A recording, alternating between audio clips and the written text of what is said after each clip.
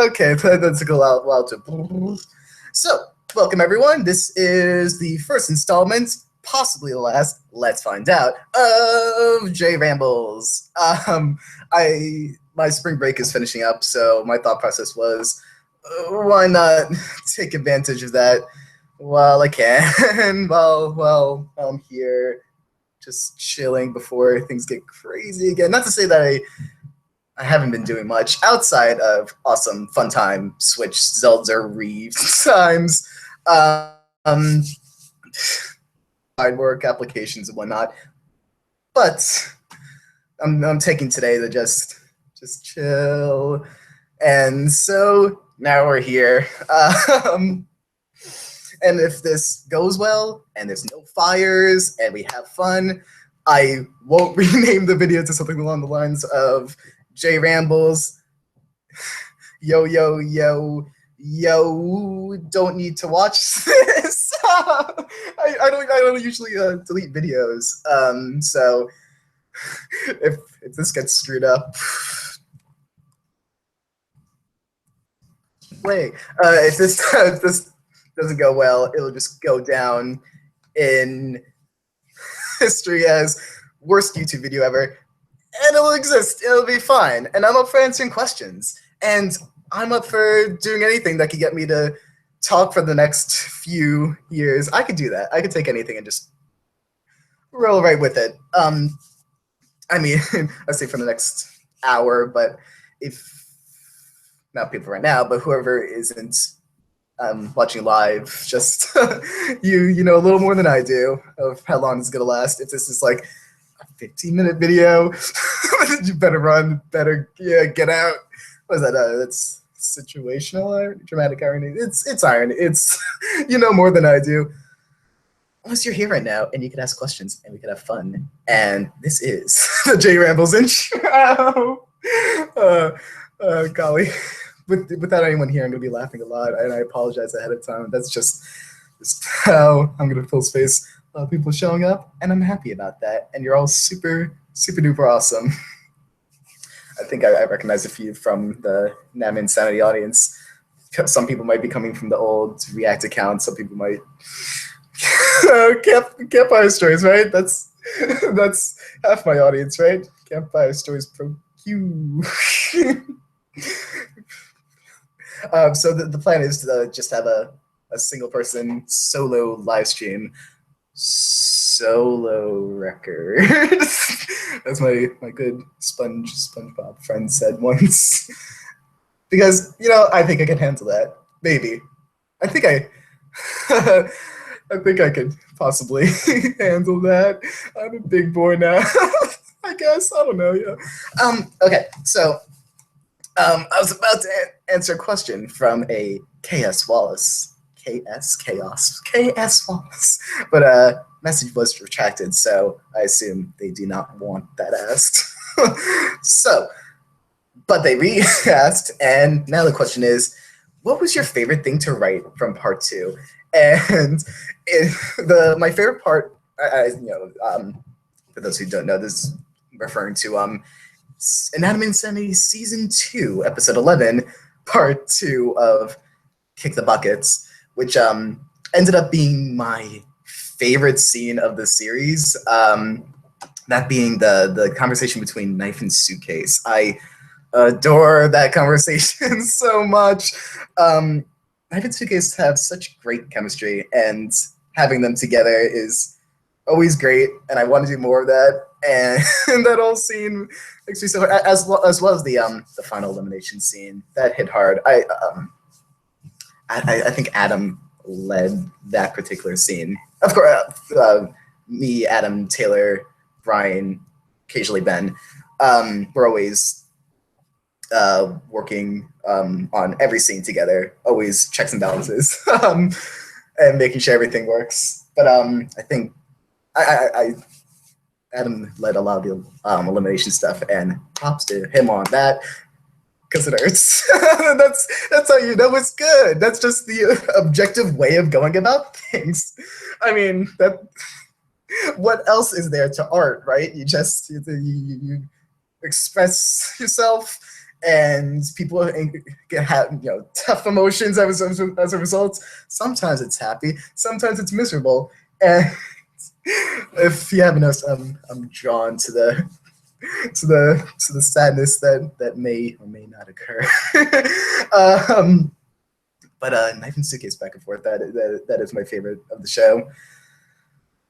Because they're so opposite, but they have these very different world perspectives, but they could also bring out the better in one another, although never to a pleasing reaction, whether it's Knife saying to Suitcase, why does everyone keep trying to change me? But later that episode, he does take a stand to help Pickle.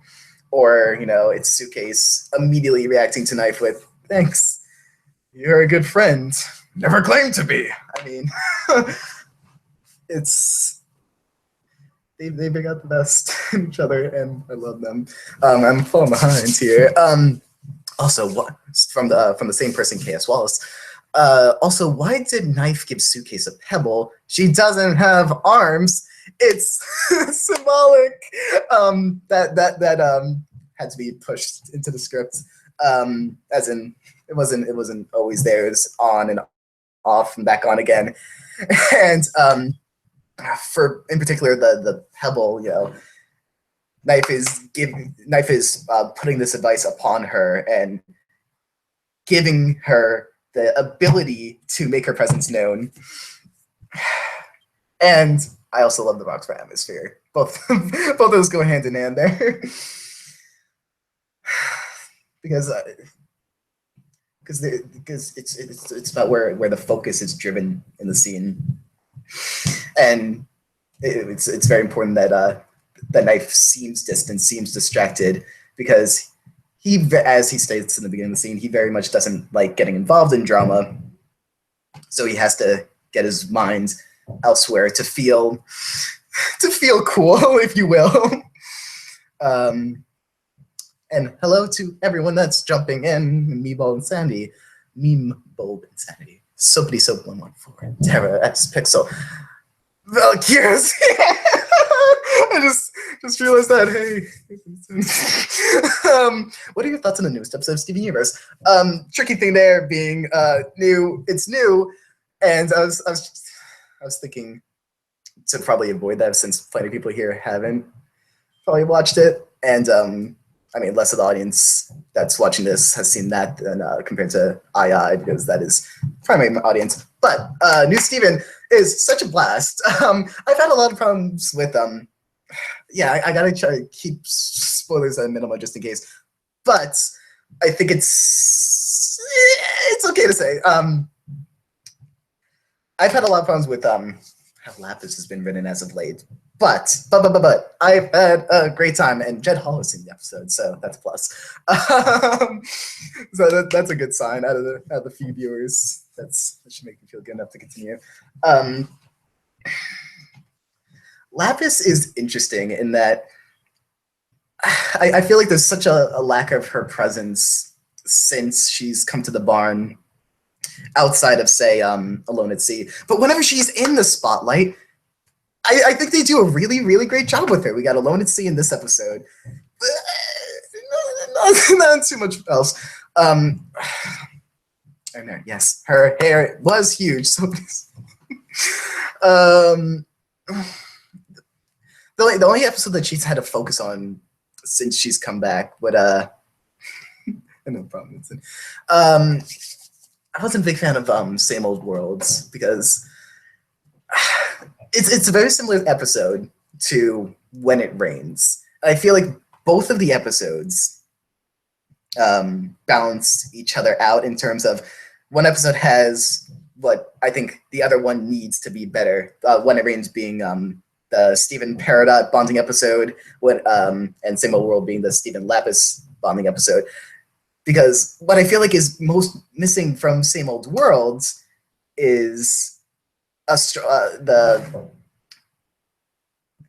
Stephen had a lot of presence in that episode, and I feel like there's a lack of getting to know Lapis. I mean, it's so much different than When It Rains, because we have Steven and Peridot back and forth throughout the entire episode, and we get a great sense of their dynamic. And I still don't feel like I have a good sense of Lapis's dynamic with anyone except for Peridot. And I guess Steven. Might sound a little harsh. I mean, give her one conversation with any of the 3 crystal gems. That's all we need. It is all we need. I want to get a sense of who she is, and to do that, we need, a variety of types of conversations. But point being, I think they did great with her in the most recent episode. I can't say too much, but she's been through a lot, and this episode goes to show how far she's come, but how much she still feels for it, and how she feels about others in similar situations, because she's, she projects herself onto those incoming people. But episode was a lot of fun, and without saying what happened at the end, I would say it's a lot of fun for a pre-hiatus episode to leave off on. Jeez. Yeah, well, what happened at the end there is going to cause a lot of problems, and I'm excited. And Silk Wolf 24, on a scale of 1 to 10, how much would you enjoy writing a Suitcase and Knife alliance?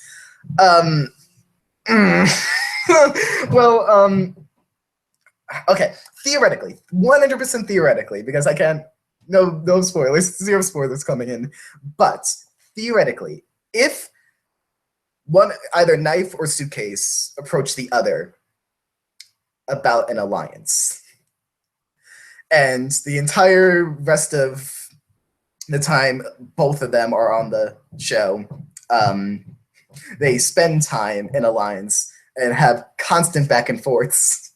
Yes, I would theoretically have a ton of fun. So on a scale of 1 to 10, 11. Okay, I know that's cheating. Just tiny little bit. 10. Because I don't know, they're both top favorite characters in the show. They bring out something really interesting in one another, and I'm not spoiling anything, but based on where they go, you could already tell that they've already impacted one another, and because that's what brought Night. If not for Suitcase's advice early on, I don't think Suitcase's advice in episode 7, talking to Knife about not being a jerk, to which Knife would typically reply, "Well, I am, so deal with it." But it's interesting in that if not for that advice, Knife probably wouldn't have then in turn gave Suitcase the advice to get out of that alliance and actually think for herself and make her presence known and actually do something. But then in turn, Suitcase changes, and the question whether or not Suitcase remains this way, and if in turn she could change others as a result. Because that's another big thing, the theme of the show. These characters are always changing, and that's not a means of saying something along the lines of, "Wow, we're such great writers. We have such dynamic, developing characters." But it's a more so a theme of the show. Everything is very intentional in the ways that characters have differed from episode 1 to now, in a way that's different compared to a typical show with awesome dynamic characters. It's planned out for a very specific purpose. Where did we leave? Okay. Meanwhile, with Sandy asks, if you weren't voice acting Knife or Paper, who would you want to voice act? That's such a bizarre question, because I attach myself to these characters somewhat through their voices. I mean, more so as an audience member than as a writer. As a writer, the best way to write you take facets of yourself and apply them to characters. But you also have to get a feel for what they exist beyond yourself. But but for voicing in particular, jeez, who would I? Well, for example, there's D voices Marshmallow, and not to say that I'd particularly want to voice Marshmallow, but I do get to bug D a lot because I love doing a Marshmallow impression. So along the lines of so what kind of fun challenges are we gonna do to try to get to know each other? No. So what kind of fun challenges are we gonna do? What kind of I'm Marshmallow.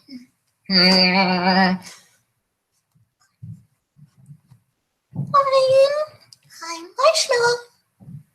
I'll warm up later. Anyway, that's whatever.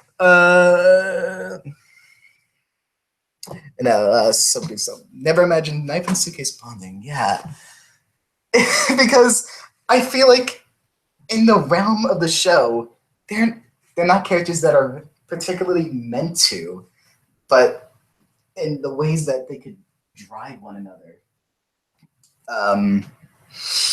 They're in a sense forced to be they're inclined to be near one another because the way they see the world is so different that they're almost pushed to want to turn the other into themselves. So it's not intentional on either of their parts, the way that they communicate, but it's drawing this need because both of them. This is true. Both of them do care about understanding. I mean, especially Knife as of late. That's why he's been quiet. I mean, some people are like, oh, he doesn't do much as of late. I mean, and that is true. He hasn't had focused the last few episodes, but minus 11 part 2. I mean, which was intentionally supposed to initially intended to be 11 part, whatever, just episode 11 itself. Which once the first part came out and all he had was a balloon drops the bucket and he goes, seriously, dude? Like,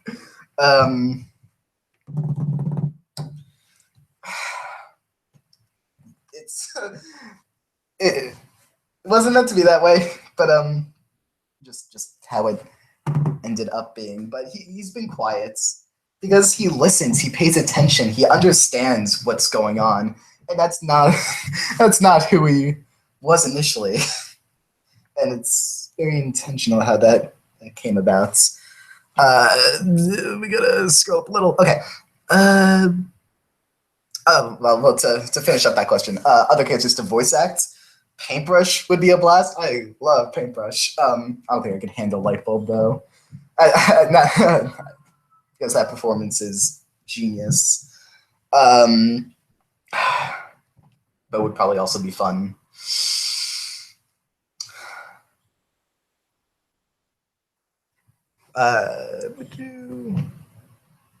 Next. I agree. It's not cheating. Valkyro, I'm never gonna get the name right. Sorry, bud. Have you watched Ms. Kobayashi's Dragon Maid? No, it sounds super cool. I don't know what a Dragon Maid looks like in my head, but oh jeez, I'm sure there's plenty of stuff on DeviantArt that depicts what's in my head right now. Anyway, probably not what the actual show is. I'll look into that. Let's see.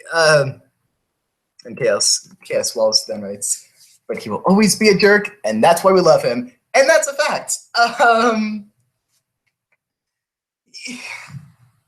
There's more than I mean.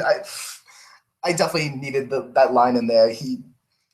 There's more than one way to be a jerk, and that's a very important piece of where Knife is right now, because he likes this depiction of him. He's happy with how he's seen by others, but at the same time, it's a struggle because is right, and he kind of brushes this off with the idea that yeah, he could still be this identity that he's given, but at the same time, it's his interpretation of it is molded based on his situation because he needs to get out of that. Soapy Soap writes, Knife's character has always reminded me of Duncan from Total Drama, and I totally get that. I see that. I guess the closest they get is we have the Doordal in season 1 carried over to season 2. I like to spell Doora. That way it's an object name. You know, I think it's pretty cool. And no one else does that. And that's paralleling Duncan's it was season 1. I'm just trying to remember this. Season 1, it was what Duncan gave DJ some sort of pet animal back, and it was cute and also a lie. But then Courtney held it against him, like, "Ooh, you really are a softie on the inside." Duncan is an interesting character because you could, in a similar way to Knife, you could depict how he and Courtney evolve with one another as them constantly changing one another. But not to bag on anyone, but it's could just as easily be seen as no, I'm not gonna use the word flanderization. That's harsh. It could just as easily be seen as the writing itself evolving rather than the character. The writing being reconstructed in a way that fits better for the particular types of relationships they want to show, rather than the characters themselves evolving. And while I'm watching, that's what I reach towards, as in what feels the most correct. But I mean, it's hard to tell how much is intentional with Duncan. I'm happy with where he was before the 5th season. Happy enough. Duncan, Dream, 11 out of 10, Marshmallow. Okay, so from Red Kitty Inc., do you think Mike and Knife could have an interesting rivalry? Mike and Knife are a very interesting pair, specifically because the viewer base pinned them together before they had been pinned together, if you will, in the show. The term being used. When I say that, I mean the viewer base paired them together in a variety of ways before the show really did anything with the two of them, besides, I don't know, Mike yelling and Knife yelling back to stop yelling. I mean, they're probably the most major interaction in the previous episode is also, I mean, what? There's never a point where I'm going to say, no, that was not intentional at all, an entire line. But Knife's line to microphone about coming to joining us again after for her throw at the targets. Without saying too much, I mean, yeah, with there's what 8 or 9 characters left, depending on how you want to look at it. Contestants, rather, because we still have the hosts and outside characters. But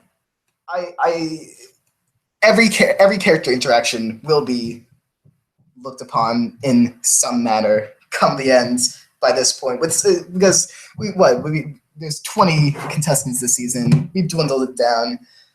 These are our core characters. These are the characters I've been thinking of as of late. Because, I mean, knowing about the nickel balloon elimination, that we knew about that for maybe 2 years now. 2 years. Gee, what? No, wait. Oh. It's been such a long time. Oh my. But then, yeah, moving past that, we need to know where every character was going beyond that. That's the main, yeah, that is the most essential reason that we switch from viewer votes to contestant vote, because we need to know where these characters are going, and to have certain characters thrown out before the story can be complete. There's no point in allowing that to happen. Okay, but geez, Mike and Knife.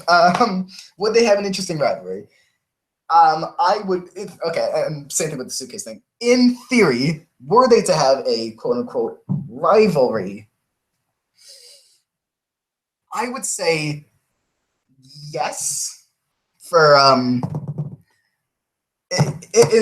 the case that they're opposed, they would have an interesting rivalry, because although there's no signs exactly of Mike being a little cheats.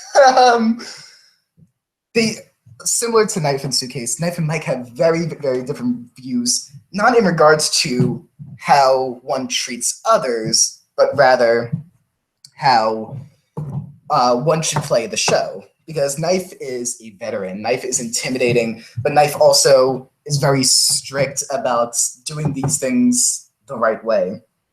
Whereas Mike, she's new, she doesn't care much, she's not jaded to all this, but at the same time, she's willing to do different things because she doesn't really know much better, unfortunately.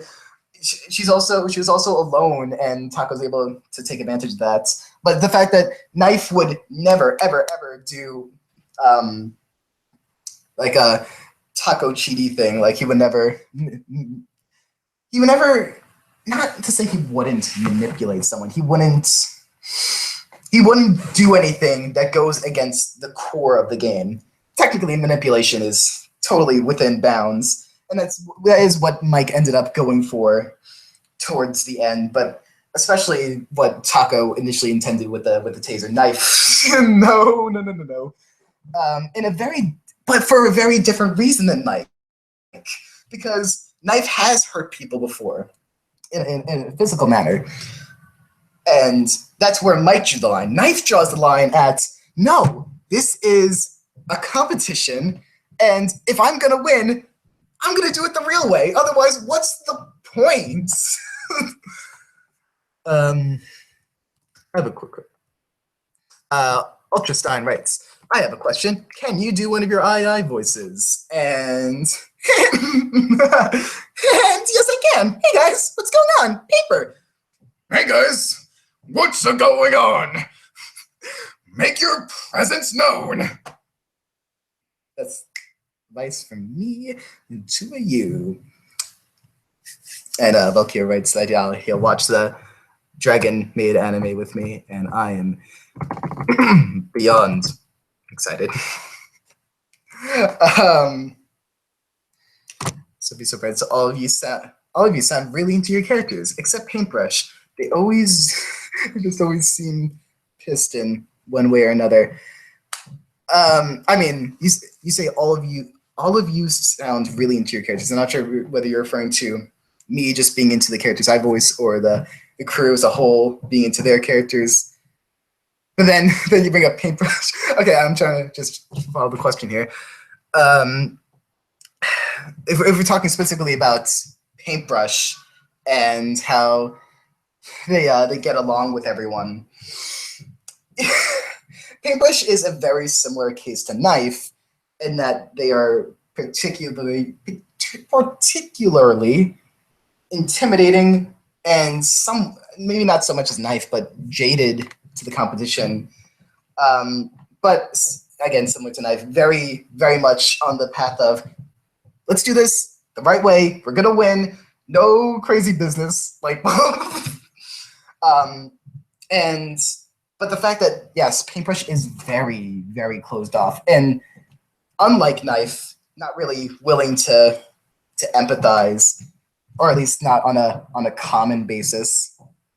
Not to say that Knife is great at empathizing, but he doesn't like to do it, but he's capable of doing it. Paintbrush finds a lot of difficulty connecting to people, and Paintbrush's character that I have been loving as of late behind the scenes. Paintbrush is a blast to explore. Let's see. There are two types of jerks, one that cares, deep down cares, and one that's an alliance killer. Actually, Adam made a very good correction to a line I wrote in that scene. Because an initial line in the knife suitcase scene was, you're trying to impress a bunch of people who are jerks, or you're trying to impress a bunch of jerks, I think is the line. And Adam definitely wanted to make it people you perceive as jerks. Because it is true that Nickel and Baseball aren't in the wrong, per se. They just have a very different view of what an alliance is. Because a very important part of the show is this is their lives. They have been here for quite a while. This is based more or less everything to them.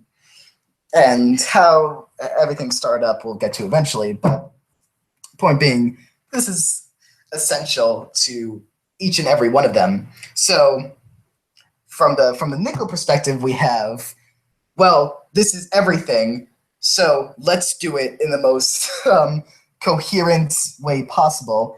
Whereas Suitcase says, this is my life, so I'm going to have fun with my life. Not necessarily fun, but I'm going to make enjoyment out of my life. I'm going to actually experience, I made a friend, and I'm going to enjoy having this friend. And just because this friend isn't going to help me be efficient, it's still an alliance because it's authentic. It's two of us being together, helping each other survive. In this case, it's more emotionally than within the challenge. And then Baseball's caught in the middle, and his faults, the way I see it at least, comes down to the fact that he doesn't make any specific move towards fixing the issue in any sort of manner. He kind of just lets Nickel run wild, and we all know how that ends up, ever so unfortunately. As Wallace writes, Knife knows about Taco. Did you know that that's a theory? I believe I read something about that theory somewhere along the lines, and I definitely see where the viewers are coming from with that one, with the particular line. Meanwhile, Insanity writes, out of this, all the II ships, you know. What is your favorite? Jeez, II ships. Yeah, yeah, definitely very, very cool with whatever is thrown out there. I cannot deny that Paige is really cute. That BB for OJ. What are some popular ones? Fantasy's really cute, but maybe they're such good friends. I feel like they're better off just as friends because they're just so cool together. But that's not for me to judge for everyone. Bickle's also cute. Cute ships. Well, we have the Purgatory Mansion poly fun time. That's a good one. Because now they're all together. They're done. But and I'm happy for them. I'm hoping they're having a nice time. Yeah, 2 years, yeah. Chaos Ball is 2 years, yeah. The show started almost 6 years ago, and we're probably not going to be done for a while. There's 16 episodes this season. So we have a few left. And everything's planned out pretty darn thoroughly by this point. I say that at least for the upcoming episodes, and then we at least have general senses of the rest. But we know the directions of the characters, and that's what matters most. When it comes to the overall narrative, we know the major points along the way, and I'm so excited. Every single episode going forward has something really, really special. The next episode being particularly different. And Alex Canine just wants to know how I'm doing today. And I'm doing pretty darn well. It's stressful knowing I'm heading back to school tomorrow, but it's whatever. Because I like there. I have good friendos there, like someone in the chat probably. But I'm just pacing around my room. I just need to talk for a while, just mindlessly. And you know what? I prefer this. I'm up for listening to someone talk for hours. I'm up for talking by myself for hours. But once it's me and another human being talking, especially face to face, it's suddenly scary. Oh no. But for now, I'm doing pretty well. I'm just doing the usual thing where pacing around the room, getting some trash exercise. Okay. Mr. Valkyro wrote, it's pronounced Valkyro, in case you're feeling self-conscious about the pronunciation. Valkyro. Yeah, that might just be the best username I've ever heard, so good job. Okay. Alex Canine writes, hey Jay, do you think Paintbrush's gender might not get revealed? Who knows? Next question.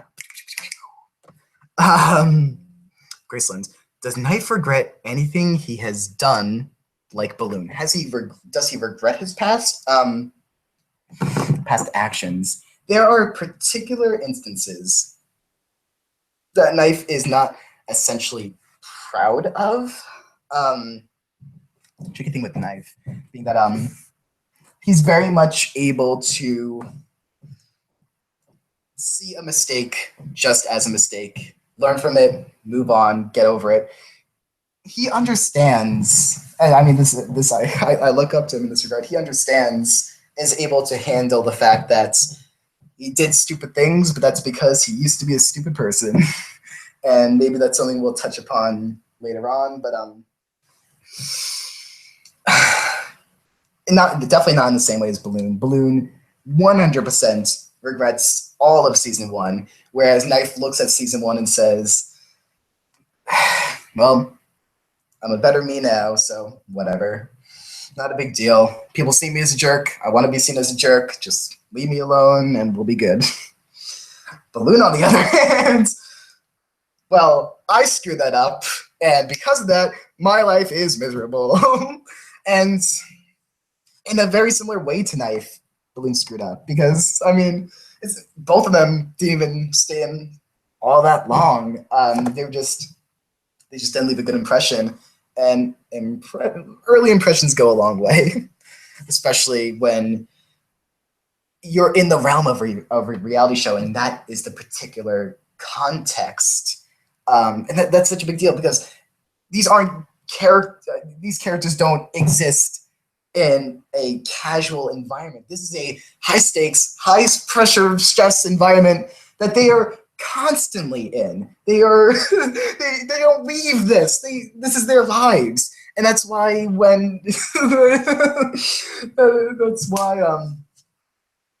when presented with situations, a lot of them do act in these over dramatic fashions, because they're everything. Let's see.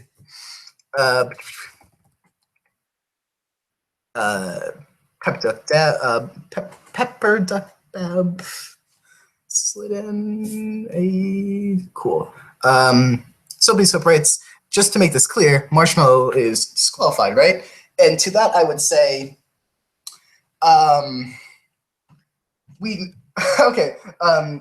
here's how I'd like to word it. Marshmallow has, as we found at the end of the last episode, Marshmallow has zero intention of coming back. And if she is not back by the beginning of 12, it will be made official. And until it is made official within the show, I'd rather not say anything out loud, if that makes sense, because once a creator says it, it becomes official. But if something happens in the world of the show, and that's how you first experience it, rather than a creator telling you that it should be felt already, it leaves a bigger impact, and that goes a long way.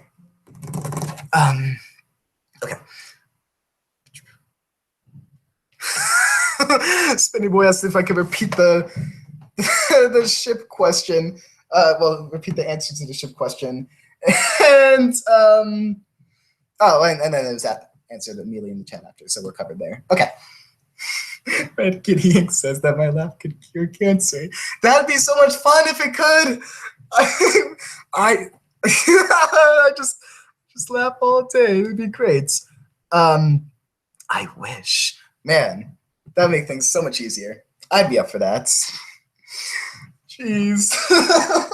But I appreciate it. Thank you. Okay. Thanks, right. Okay.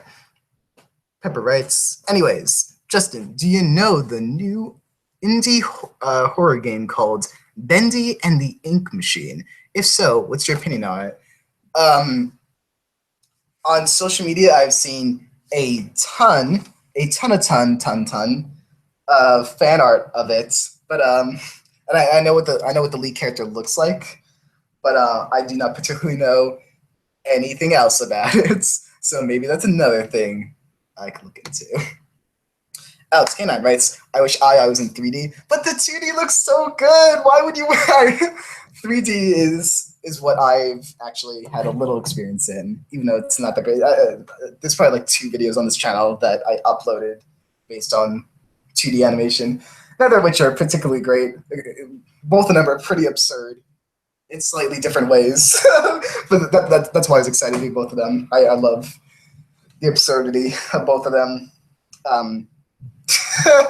One in a very short-term manner, one in, well, this is starting up. This is a little weird. It's okay. What? Wait, what's happening at the very end? Uh-oh. But even though I don't do the animation for II as much as I'd love to, I should probably, I was thinking about looking into like classes to learn, and maybe I can jump into that sooner or later. But the 2D looks amazing. I'm so astounded with what the team does in like every single episode. BTW, you're allowed to keep asking questions because might run out soon. Just throwing that out there. Not to say that you have to. I'm not going to force you to do anything. You guys are awesome. 100%, no matter what. Also, same. Then Valkyra writes, I think I got it right the first time. Do you think after so long on the show, Knife's blade is getting dull? Are you familiar with the popular theory that his lack of screen time is due to him searching for the perfect sharpening stone?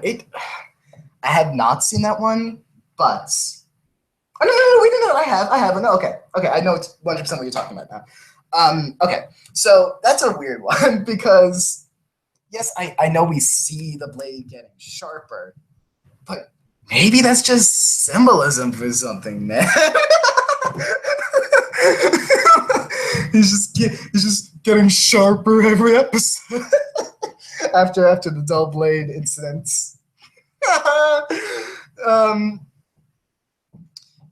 Theoretically, if I was Knife in his situation, and he'd be worried about his blade that never gets used getting dull. Okay, when does he ever use that? That's what Me Life is for. That's what the recovering is for. I'm not saying to do anything crazy or drastic, but you know how it happens when our characters get destroyed, and then they're kind of back to life. So I'm not trying to say anything in particular here, besides he has his ways of going about it in an easy manner. Jeez. The wording of that could have just been atrocious. Graceland wants to know, are you going to do any more reaction videos? And the answer is probably not. I'm sorry. Okay, so that was a fun time. The main issue I had with putting together reaction videos was, for example, the main shows I did, Steven, Star, Gravity Falls. These are all shows that, like, this is what I do in my spare time when I want to, like, feel good. It's my favorite thing to do. And doing the reaction videos kind of put a damper on all that. It turned, like, the best thing in the world, watching New Stevens, for example, into, like, a job. And a lot of people are like, hey, if you want to, you should do what you love for a living. And that's true to an extent, because it also shouldn't ruin things to such an extent that you're not finding joy in them anymore. The moment you're not finding joy in things anymore is the same moment that you're not actually enjoying the thing that you were supposed to be liking in the first place. Like, if you're getting a job to enjoy something and then you suddenly don't enjoy it, then there goes everything, right? There goes everything. I did have a lot of fun doing it. I did love being hyperactive on camera. Jeez, looking back, I can't rewatch those, and I appreciate people that do enjoy them. This particular live stream, I feel like I could listen back to, because it's just me just spewing out any thoughts that come to mind. But I don't know, there's like an ignorance to reaction videos, because I mean it's the exact opposite of this. A lot of this is stuff that I think on from time to time, whereas with reaction videos, I'd be watching myself being an idiot because I don't know what's happening. I'm just taking things in as they come, and it's to re-experience the ignorance. I don't. It's not easy for me, especially when it's a lot of it's me shouting. Which, I mean, at the time I thought, yeah, it's great. I'll just talk throughout the whole video, so I become cool and unique, and I'm not just sitting there looking at a screen, which is what a lot of reaction people do, who get really, really popular, because there's plenty of people on YouTube who are like, oh, I just want to watch the episode and I don't know any other websites except for YouTube, so I'm going to look up a reaction video instead of doing what plenty of other people do. For example, for Steven, I buy every episode on iTunes, but I know a lot of people don't. And then there's plenty of people that just sit there looking at a screen and get the most views, because people are like, okay, I want to watch a reaction video, but I don't actually want to hear the reactor. So that just goes and becomes the most popular videos in regards to the subject. What I find most bizarre is, I remember, for example, for whatever reason, the other day, for example, I was looking up some episode title from that's my span of reaction videos. So from Sworn to the Sword till Hit the Diamond. I also did Steven Floats, but I never uploaded it because I was like, okay, I gotta just stop now. Just gotta end this, because Steven Floats came out early in some country other than America. I forget where. Maybe it's France. I don't know. But I was looking up an episode title of Steven on Google Images to find something, and one of the images just so happened to be the icon for my reaction video. I was like, this has gone too far. I mean, this was a few days ago, but still, I still feel the weight of it having gone too far. It was nice while it lasted. I think I had enough. But at the same time, who knows where that could have gone if I kept doing it. Like, I think right before Cartoon Amino started getting advertised by a whole bunch of people who do reaction videos and like analysis videos, something that I would love to do. Maybe I should jump into that soon because that's my favorite thing to do. But I also just love blabbering on like this because I could just let everything fly out. But so someone private messaged me on my YouTube account asking to take a look at Cartoon Amino, and this was before I knew that that would get heavily sponsored on videos, but or become a heavy sponsor on videos. So I am curious as to what would happen if I kept doing the reaction videos and I looked into what that guy was saying, and if I could start having sponsored content on my lame reaction videos. And I wonder if I stuck in a little longer and I knew that the crew made a Steven Reacts video, I wonder if my mind would have been different and I would have just refused to quit, because obviously they're cool with it. I also did Ruby, and I guess I would have eventually I would have eventually had to do Red vs. Blue season 14 after that.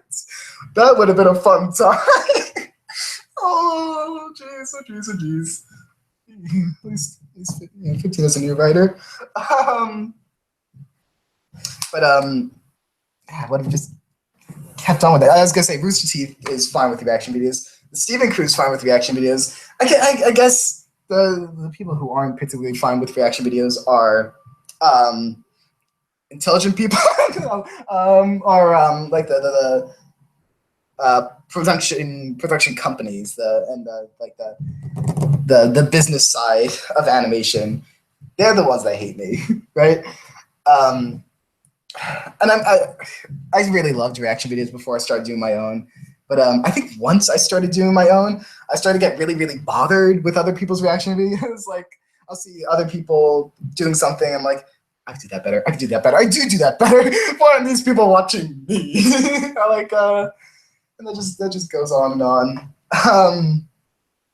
But I had to get out of that. I need to just be able to enjoy the content I love instead of making work out of it. Because what would happen? I would react to an episode, only like half take everything in, because when you're acting and you're trying to talk the whole time, you're not going to really experience everything. So I'll watch the episode and not let it sink in, but immediately go to my computer, start editing a video, start uploading it, go through comments, this and that, and I won't watch the episode a second time for like hours later, and that's the first time I could actually enjoy the episode.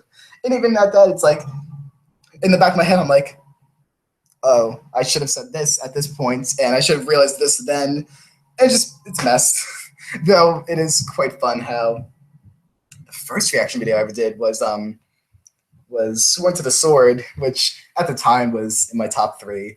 Still's up there. And I got to finish, at least publicly, on Hit the Diamond, which still holds up as the funniest episode of the series. So I chose some good points. Okay. Slipwolf24 asks, what's your favorite line that you VA'd for the entire show? Okay, so my favorite line that I performed, probably not a paper line, unfortunately. It has to be a knife line somewhere. And probably from, what lines stick out to me? We have the knife pickle conversation in 7 of, how's the exact line go? It's you'll never move on to the next stage, and that whole speech to Pickle. I love doing. I guess for some reason with Knife, speeches feel right, because I guess it's this balance of him not talking very often, him interpreting people, and once he comes to a full conclusion, everything comes out at once.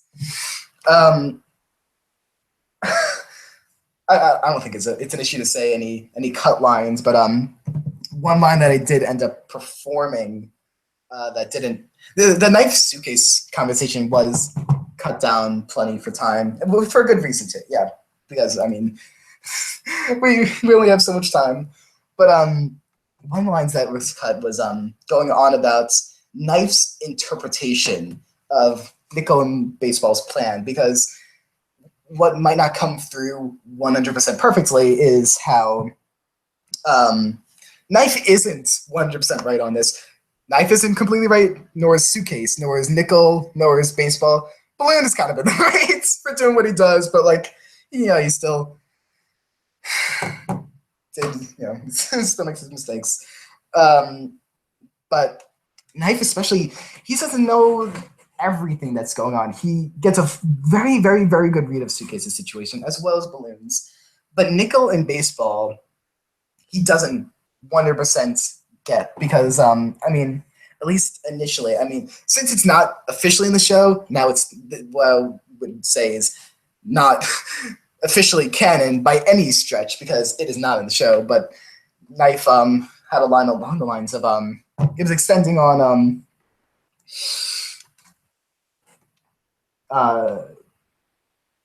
when push comes to shove. No, okay. It's continuing off of one of his other lines, and it goes on to say, which is, speaking to Suitcase about baseball Nickel, which is great for them, because when push comes to shove, they'll want you out next. Or they want you out too? Or they'll want you out too. Because it's pushing the idea that Knife believes that, and this is, I don't believe this is completely true, but Knife believes that according to the way that Nickel and baseball see things, Suitcase is expendable compared to how they feel about one another. So once Balloon's out, guess who's next? that's a fun. That whole speech blabber was a blast. There's the best magnifying glasses line from his season 1, episode 6 appearance, probably being oh no, this would protect me. That was a great line. That's if you're asking just what's the best written line that I performed, there we go. Knife also had, I mean, episode 7 and episode 11 are Knife. I love the Knife fan combo in episode 9. If we're just talking about Knife, that is such a cool, important, and essential conversation, and I love it. Whoa! Look at that! My location is changing! Whoa! Everyone thinks they're a genius. And that's another dynamic I love, Knife and Fan. I mean, I'm talking about great dynamics I love in regards to Knife, mostly just because that's where most of the questions are coming from. There's so many dynamics, obviously not including Knife, that I love to write for. But going off of Knife and Fan, whereas both of them take the show seriously, it's very different kinds. Like, Fan respects the show, but almost as if he was an outsider. Knife is his life is ingrained in the show. This is his everything. And Fan doesn't, I wouldn't say treats it as a joke, but it doesn't mean nearly as much to him. Fan doesn't really get it, and that's sure to anger Knife. And as far as Fan can tell, Knife is this mini jerky archetype, and according to Fan sees himself as kind of outside those kinds of archetypes, even though he fills in this this fanboy analyst persona in and of himself. But they definitely don't respect one another in a way that would mean for healthy friendship, which is why they're not friends. What was the question? Oh, favorite line. Yeah, I went over favorite lines. Somebody writes, my favorite theory is the one of test tube being the new taco. Some of the other theories are odd, like that old one of taco being inside box. That is a great one. When everyone's thinking that, ooh, taco's gonna pop out of box. And I wonder if part of that was because was that around the time that Total Drama Season 5 was coming out? Around like the All-Star season where spoiler alert, oh no, cover your ears if you haven't seen the best season of any show ever. Oh jeez. And then there's the robots and that Alejandro pops out of, and I feel like that's a very similar dynamic. The robot that doesn't talk and the villain popping out of him. But that was the first episode, right? First episode of the show was second. That's what a time.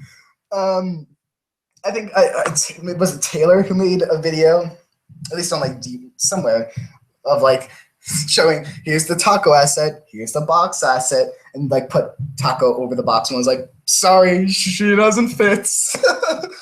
As for the test tube evil theory, I don't like dissuading theories, and I jeez, this is already coming off bad, but fine, I won't say whether it's because I don't want you to know the truth or if I don't want you to, I guess, just think about it. But there's no the question about in a specific live stream that sparked this theory was, is there a new taco? And I just want to remind you guys that the initial response was no. And then I think someone jumped in with a maybe kind of sort of, but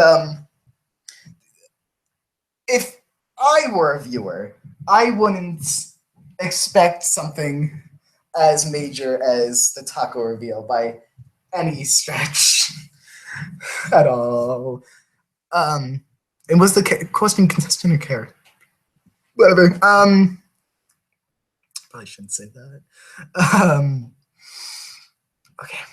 Now, Malkira writes, what do you think of the Nintendo Switch and Zelda? Well, I'll have you know that I have been Zeldaing so much for the last week. I've been having a blast. I bought Zelda, I bought Bomberman. So one is like an incredible single player experience, and one is a rad multiplayer experience. And Zelda is breathtaking. Breath of the Wild taking in Marika is up top. It's fantastic, and I just want to live in the world, and it's so pleasant. And I'm not even focusing really on the main story. I think I did one of the 4 key areas before the end. I think it's before the end. I don't even know that for sure. And I met this great guy named Sidon, who is what? How?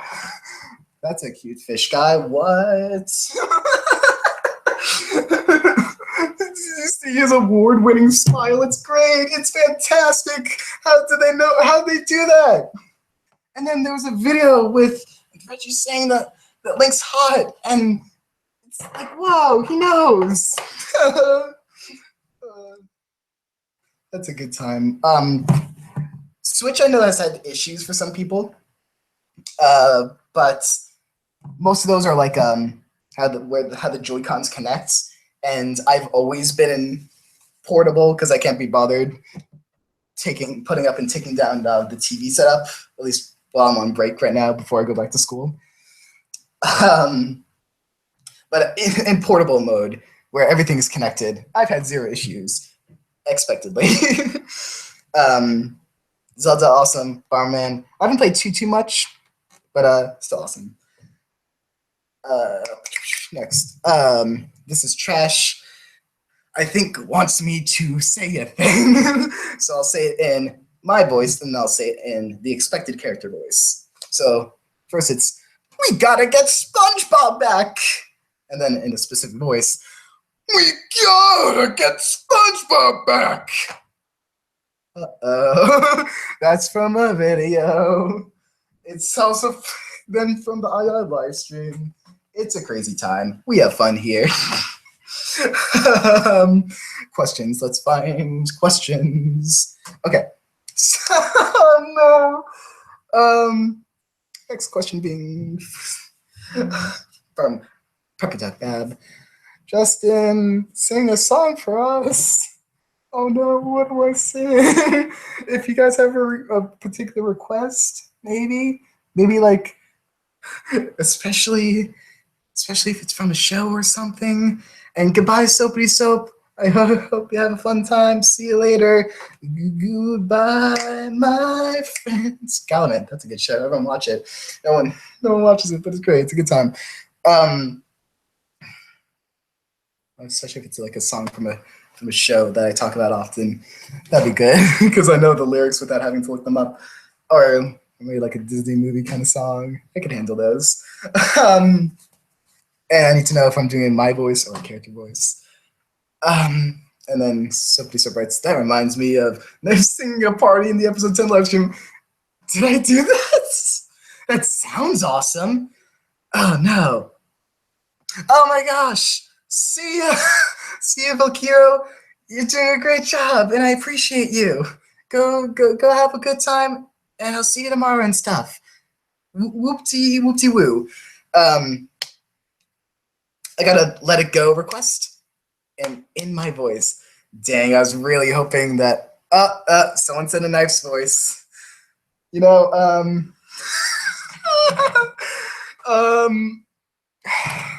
okay,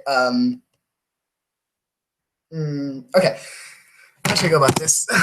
I can do this. The only problem is I'm gonna have to just deal with the aftermath of like everyone in my house hearing this because Knife is not a quiet singer, I'll say that. Or in Paper's voice. Do I go back and forth? Okay. I think I know all the lyrics, but I'm gonna pull them up anyway, just to make sure I don't mess anything up. And I'll pull up an instrumental on my phone that I'll sing with. This is a good plan. This is a great idea. Geez. I mean, I won't lie. Sometimes when I'm doing character warm-ups, no matter for what show or short or whatever I'm doing, I'll use Knife and Paper's voice for a song that was cut from Frozen called Life's Too Short, which actually is like my favorite Frozen song, even though it wasn't in the actual movie. And I'll just use their voices for Anna and Elsa, and it's a good time. But I can't really do that with this, I don't think, in a proper manner. Nor is there, I don't think there's an instrumental. Or do it. Someone said do it, but I don't know if that refers to doing the individual character voices or sing Life's Too Short. Okay. Okay. Let's do that. It's gonna be a mess, and I apologize ahead of time. Okay, yeah. The problem's in cookies, so I kind of have to go for it. I'm not gonna promise that this is good. I'm not gonna, but oh jeez. Okay.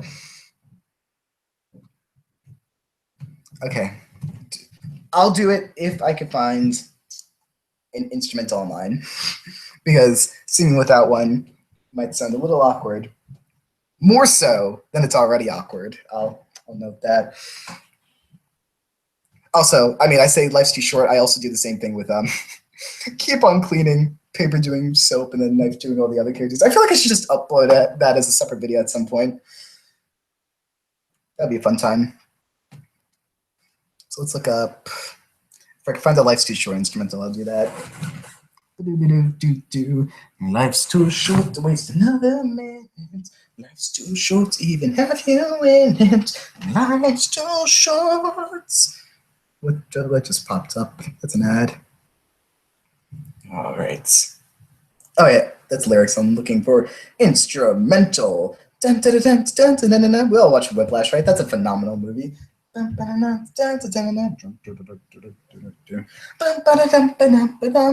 Okay, so this is what I found just now is an instrumental uploaded 2 years ago. Problem being, I don't know whether this is an instrumental, because I know there's two versions of the song. Hopefully this is the right one. Okay, so I'm going to start this, and if it goes bad, I'm going to start, and we're going to forget this happened. I'm ready. You ready? Question mark? I think we're ready. We're going to have a fun time. YOLO and all that. Whatever. Okay. What we do is I'm going to take my headphones off for this. Just comfort. Okay. Let's raise this volume. Let's see if this works. At GCU, that's an advertisement. Okay. Now maybe. I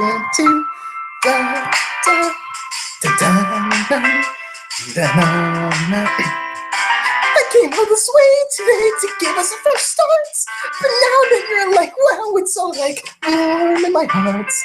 I'm so glad that you like it, bro, because this is the real me.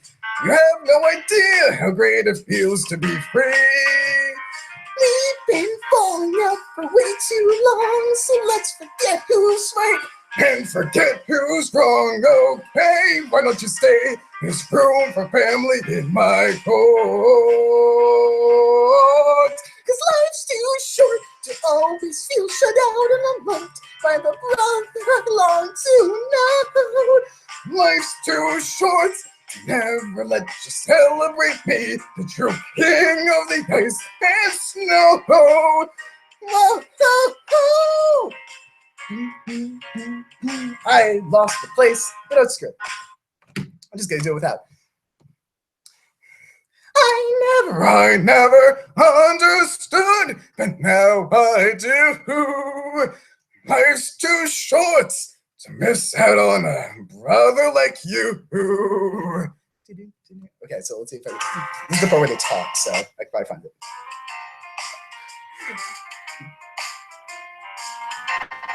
Okay. 10. So. I don't believe you. What? Hey, just assume that you have to. Gotta shove on the gloves. That's how your story ends. It does. It's just like it was, except for we'll be best friends. That's in your plan to force me back in a cage. Whoa, don't get upset. Let's just get back on the same page. Gee, thanks for coming up to see the place and showing off your mastery of tact and grace. Okay, run down the hills and spill my secrets. Give a full record. Bye-bye. Wait, Cause life's too short. there it is. The door you love to slam in my face. You did well there for a spell, but now you're back in the same place. Get me out if you want, but I'm the only one who is not 100% convinced the prophecy's you. You can think whatever you want, cause I don't care. You're a fool who married a stranger. This is so unfair. I swear I think we're taking your unshaken sister away to court. Cause life's too short. Treat you like the people down there, just as coldly as you always treat him. La la la la la la la la. Life's too short. Listen to a reckless fool who only ever sees the things he wants to see. You have no idea what I've been through because of you. Life's too short to waste another minute. Life's too short to even have you in it. Life's too short.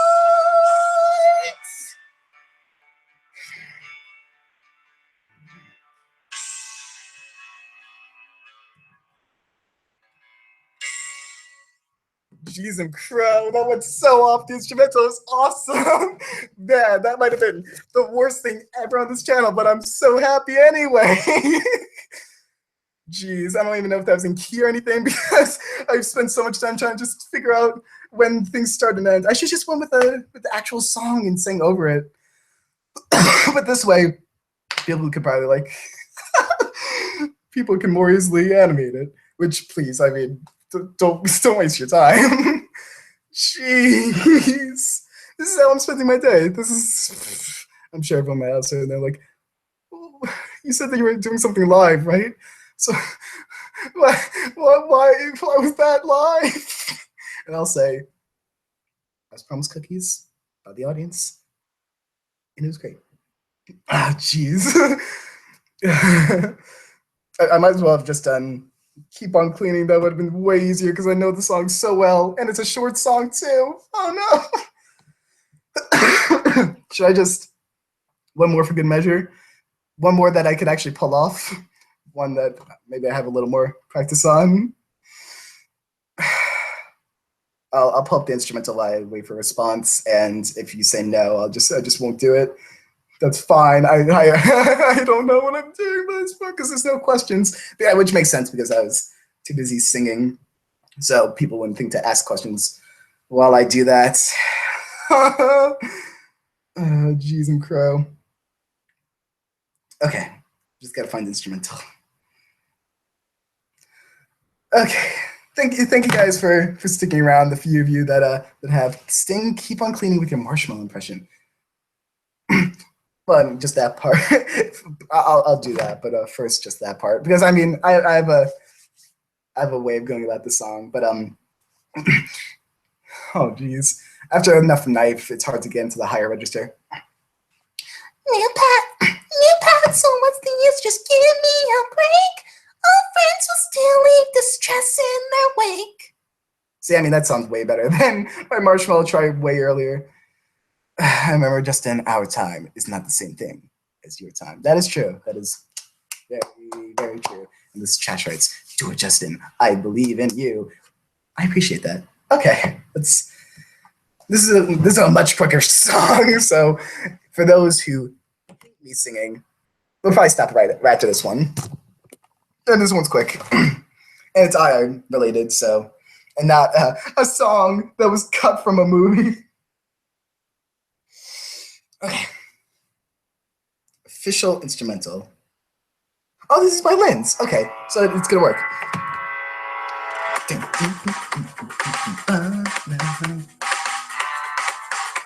I said, there's no way I'm doing this. Come on, guys, don't argue.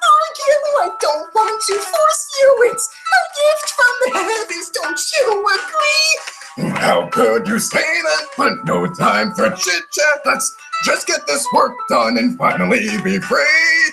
Cleaning's my thing when I'm feeling down. Scrubbing the floors always removes a frown. The window panes reflect the struggles in my life. And make a new path and wash away my strife. New path, so what's the use? Just give me a break. All friends will still leave distress in their wake. Everyone seems lazy, well, I'm going crazy to clean up the mess that others will leave. But using consequence, I learned from the internet. No question, I'm a nicer host. I don't mean to boast. I know. No one needs to let you feel like yourself. Just wash up your hardships and wipe them from the shelf. Sometimes the outside world just feels so demeaning, but it doesn't close in if you just keep on cleaning.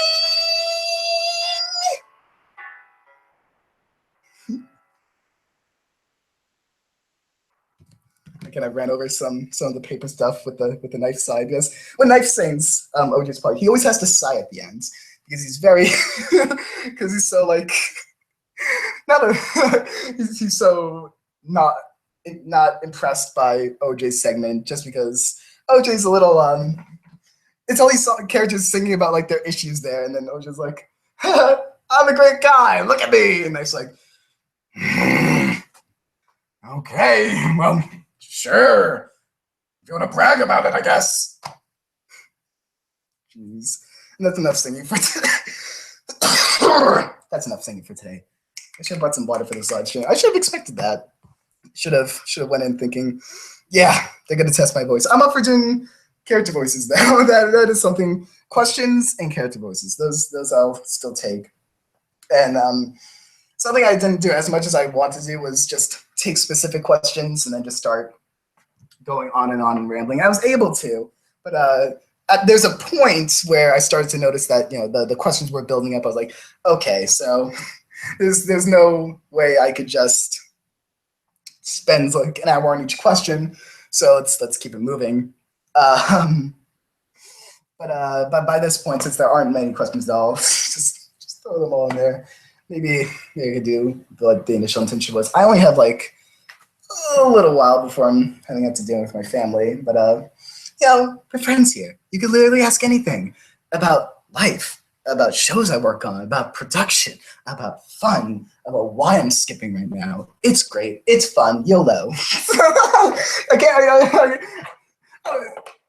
YOLO is a very important word to me since I had to make sure I don't start saying it until after it was a popular thing to say. No one ever uses the term, right?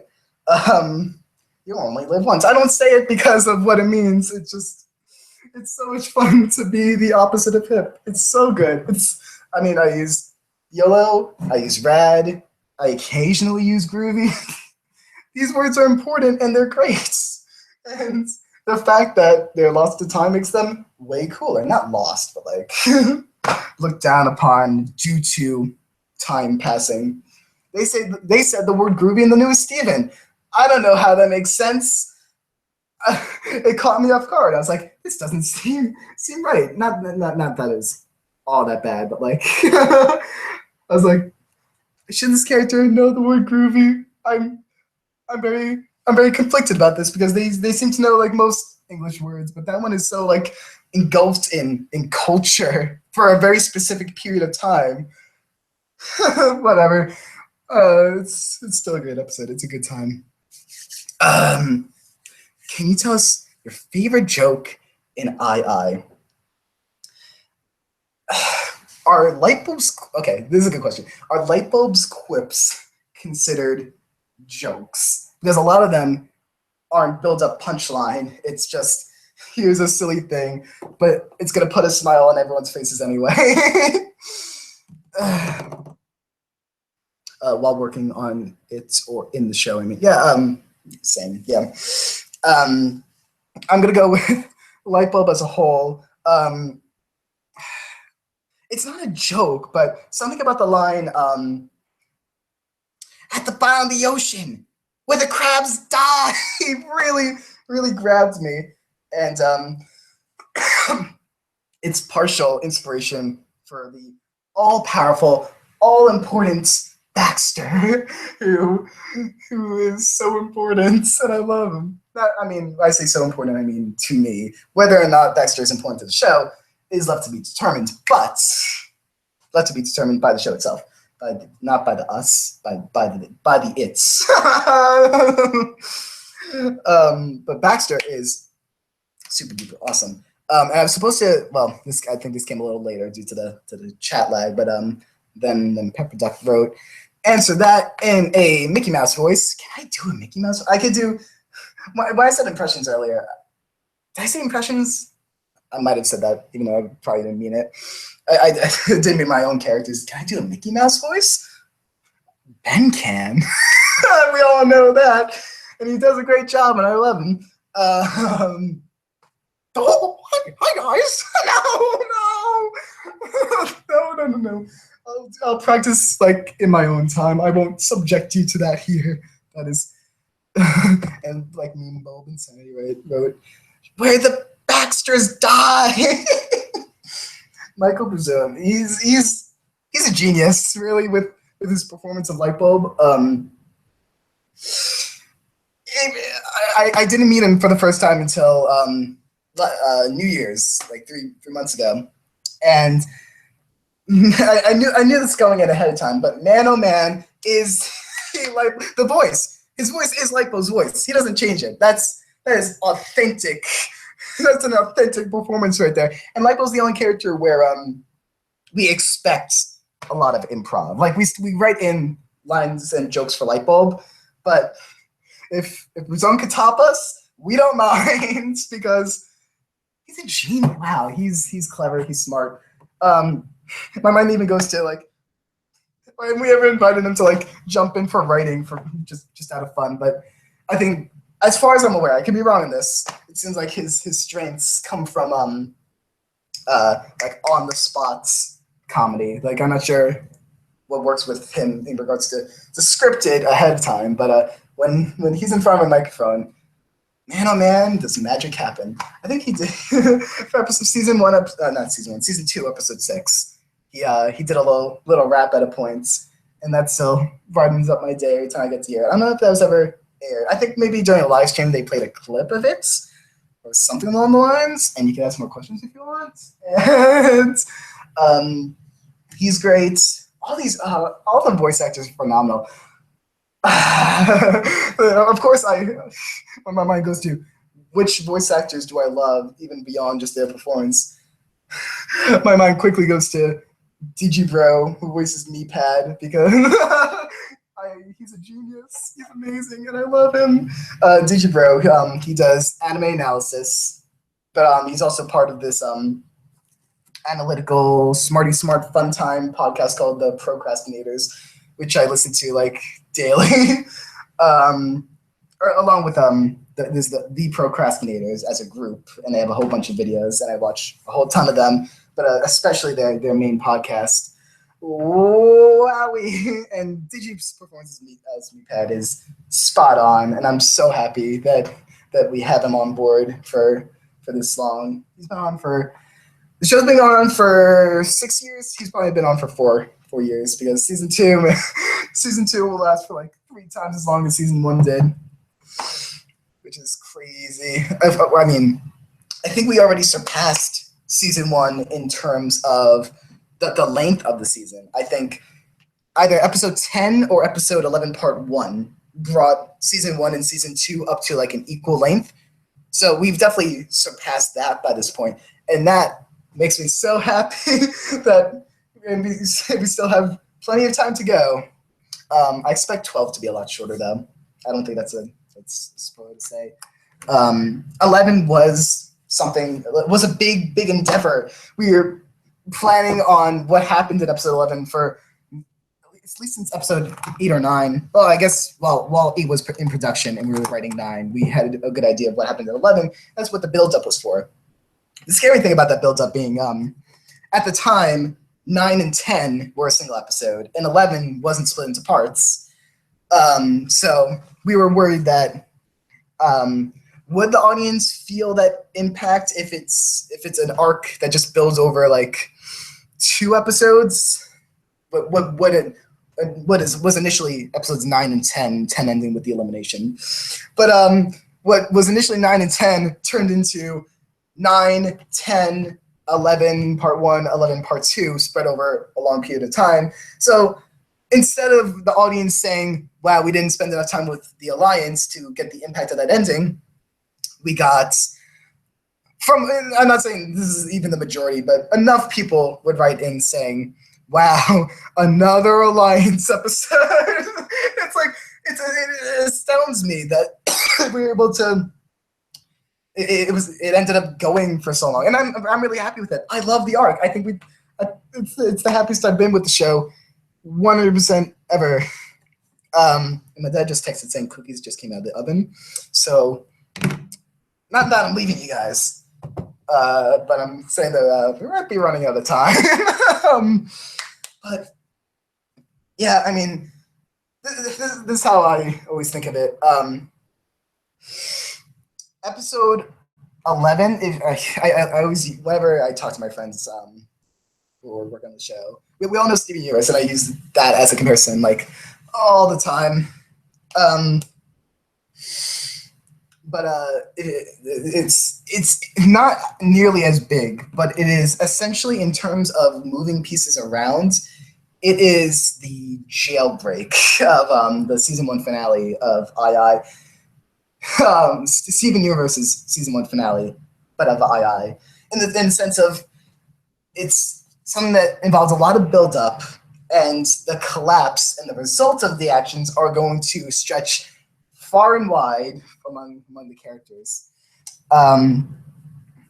Even characters you might not expect to be affected as a result, because where we're going next time, we're done with the Alliance focus, obviously, now that the Alliance is no more, and we could see really what's been going on in the minds of certain other characters. And that's why I'm really, really excited for the next episode.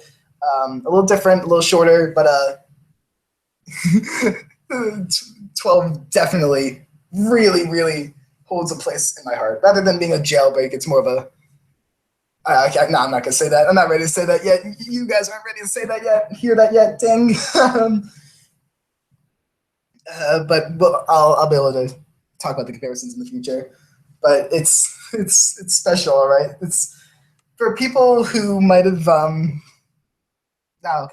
No, nothing more than that. Sorry. But just, it's worth getting excited over, just in a very, very, very different way than 11. For the Baxter's Die, Meme Bulb writes, who gave the idea to name Bulb's crab Baxter? And I am quite honestly not sure. I think I recall hearing a story about it, but it was so long ago that I don't quite remember. It might have been Michael Brazone's improv. Might have been. There's like, I would say like a 70% chance it was Brazone's improv. Just roughing it.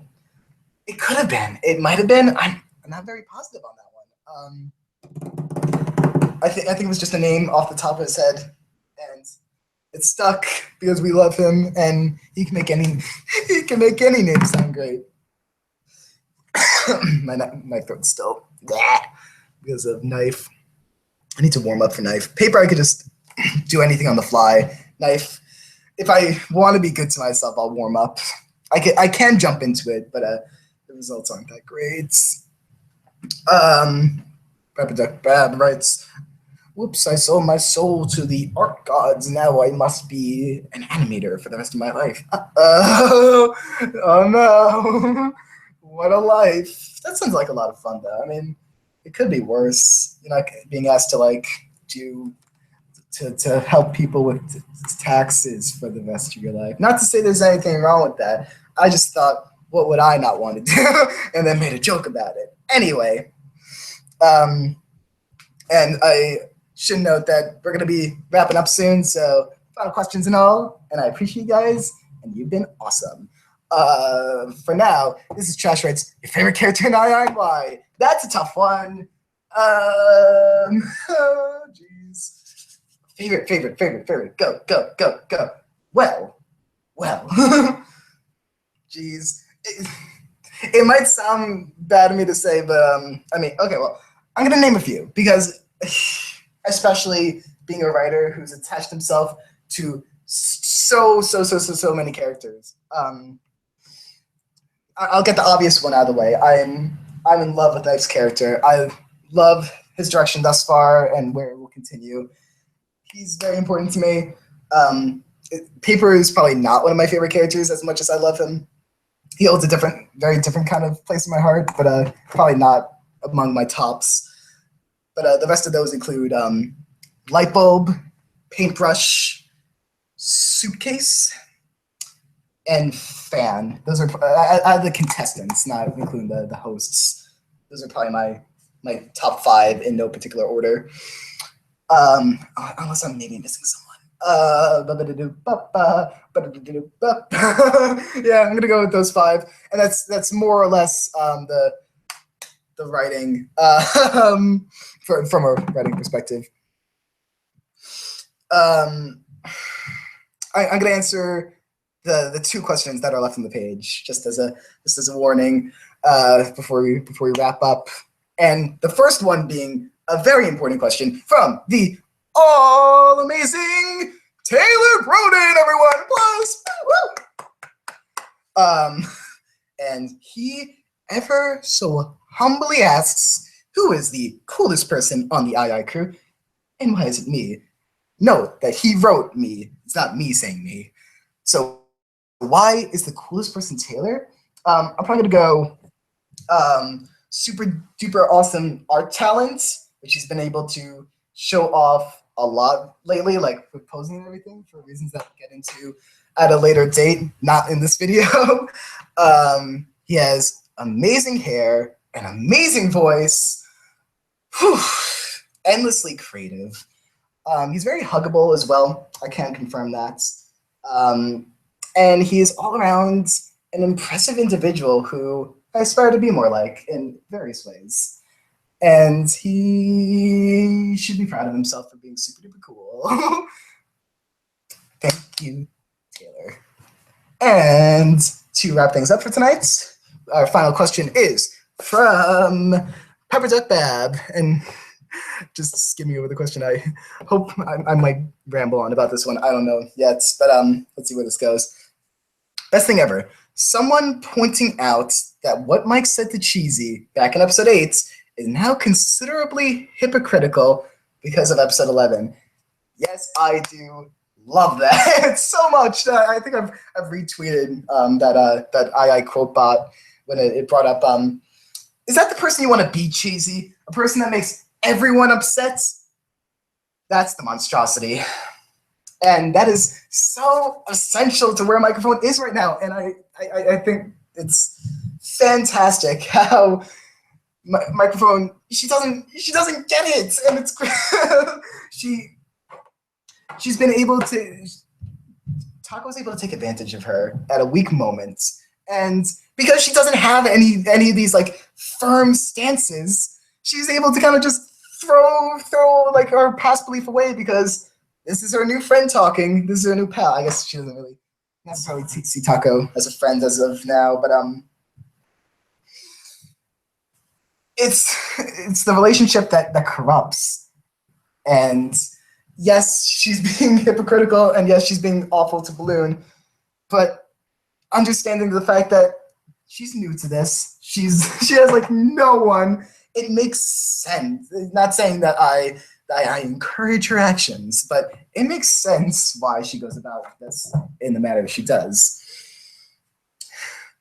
And I do wish her the best going forward, but